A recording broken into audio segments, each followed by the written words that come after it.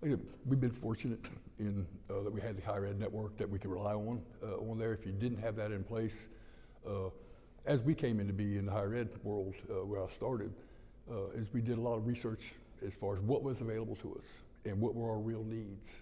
And that assessment is critical into building anything moving forward. We saw that our needs were, we had to have a fiber backbone, a fiber infrastructure, to be able to keep up with demand and the growth, and to have the control that we needed for the flexibility to do things immediately as we needed. So we went out, and it was a long, hard road to begin with, and all fiber was not something that folks wanted to turn loose of. They looked at it as an asset of their own, and not a product that they wanted to sell.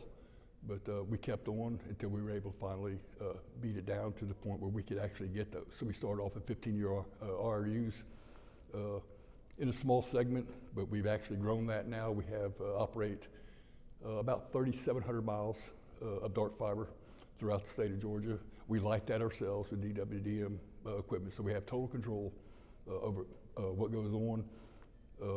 We operate in higher ed space, 37 nodes that we overlaid then the K-12 network onto. And in looking at it, when I moved into the K-12 space 5 years ago, one of the things I wanted to do was untie the vendor's hands. You know, typically in the past, you've always specified, I want this and I want it delivered in a particular fashion. That's not the best way to go about things today, because as things have evolved, vendors have their own networks, and you don't know how best they can route traffic for you. So the approach that I took in bidding my K-12 network was, I said, here's what I have out there. I want to utilize my backbone. I want to utilize the infrastructure that we have in place in higher ed.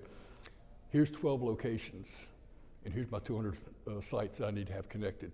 You can bring any site to any of these 12 that best fits your needs at the lowest cost for me in there. And it was really surprising how it came back. That typically you're always used to geographically based things going on. Now I have a lot of places, the far southeast, is backhauled all the way to Atlanta on there. And we never saw that traditionally before. Everything was routed through Savannah and brought back up. And we see that all over. And it wasn't just my awarded vendor but the 5 major players that I had in there, they all had similar type things. Their networks were built differently, but we had the same type thing. There were concentrations of areas, but then again, it's surprising to see the number of locations that they were able to do.